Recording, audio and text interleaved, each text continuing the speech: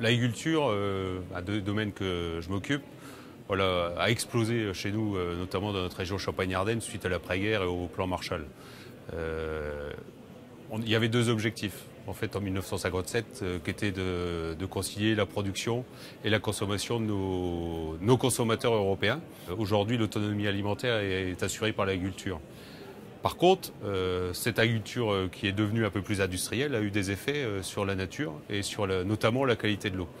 Donc les responsables professionnels agricoles que nous sommes ont pris des initiatives il y a déjà plus de 20 ans pour savoir comment on pourrait concilier une agriculture qui soit productive mais qui respecte aussi son environnement et donc notamment la qualité de l'eau sous le paramètre nitrate et phytosanitaire.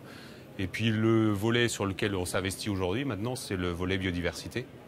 La biodiversité peut être un facteur de production aussi pour l'agriculture. Ce qu'on souhaite au niveau de la profession agricole, c'est d'être acteur et d'être porteur de projets. En fait, quand on s'installe jeune agriculteur, notre premier défi, c'est de répondre à notre objectif d'installation et de faire vivre notre famille. Donc on est plutôt dans l'économie, plus que dans l'environnement au début. À force de faire passer des messages, aujourd'hui, notre matériel a évolué. La recherche, l'innovation nous ont fait évoluer de manière quand même conséquente. Et aujourd'hui, ça ne me viendrait plus à l'idée de rincer mon pulvérisateur au bout de champ avec du produit qui reste dedans, alors que c'était encore monnaie courante il y a 20 ans.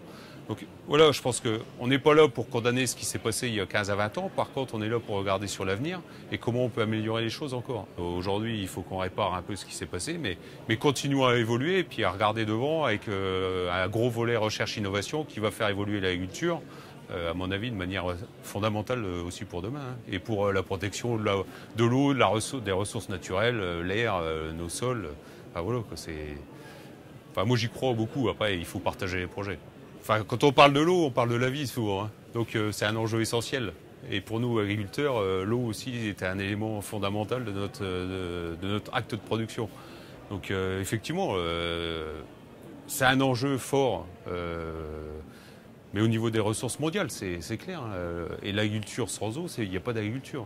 Donc aussi bien sur tous les messages, pour les jeunes générations, bon, moi je suis relativement optimiste. Je ne pense pas que nos jeunes générations soient différentes de nous. On voudra relever les challenges aussi bien que les aînés. Donc. Et dans notre syndicat, c'est aussi de faire passer des messages. Moi je représente la génération des aînés. Bon, j'ai encore un peu l'impression d'être un peu jeune quand même, mais derrière nous, il y a les jeunes agriculteurs. Donc, toutes ces transmissions et cette envie de travailler ensemble, on doit aussi les faire perdurer et et faire passer les messages à nos jeunes générations. Mais là, je suis pas inquiet là-dessus, moi. Ça ne m'inquiète pas plus que ça.